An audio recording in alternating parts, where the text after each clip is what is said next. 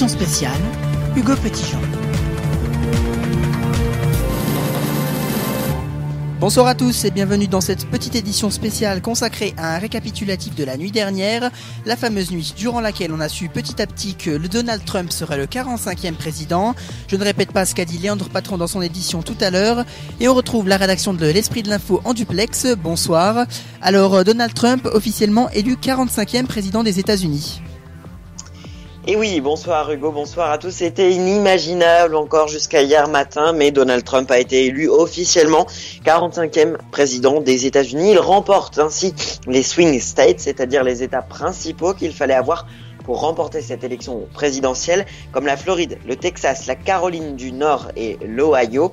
Cette nuit américaine a été pleine de rebondissements. Les deux candidats étaient au coude à coude dans plusieurs États, à égalité à plusieurs reprises avant que la tendance ne s'inverse aux alentours de 3h du matin, aux alentours de 3h30, pardonnez-moi, heure de Paris. La tendance se penchera donc vers Donald Trump, on le sait. Hillary Clinton, elle, remportait la Californie, le Nevada, le Nouveau-Mexique et l'État de New York notamment, mais cela ne suffisait pas pour la propulser au sommet de l'État. Malgré ses nombreuses voix d'avance, il manquait des grands éléments. Donald Trump a pris la parole à New York après son arrivée impériale et solennelle dans son QG. Il félicitait Hillary Clinton pour sa bataille.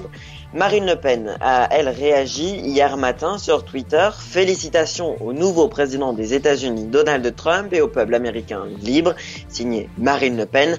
Pendant la nuit, la phrase la plus recherchée sur le moteur de recherche Google était « déménager au Canada ». Les Américains ont consulté le site de l'immigration canadienne, site tellement consulté pendant la nuit que les serveurs ont décidé d'arrêter de marcher. Donald Trump est donc, je vous le rappelle, élu le 45e président des États-Unis.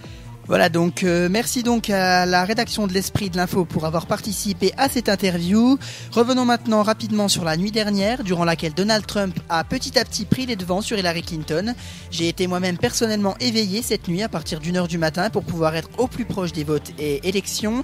Vers 2h du matin, rien ne bougeait. Nous étions simplement au courant que Donald Trump avait conquis 2 États, mais les sondages étaient très nettement en faveur de Clinton, que personne ne croyait à la victoire du candidat républicain. Puis vers 3h, les premiers chiffres tombent, avec 97 grands électeurs pour Clinton contre 127 pour Trump. C'est à ce moment-là que l'étau s'est resserré, les chiffres ont continué de tomber jusqu'à 4h30 du matin.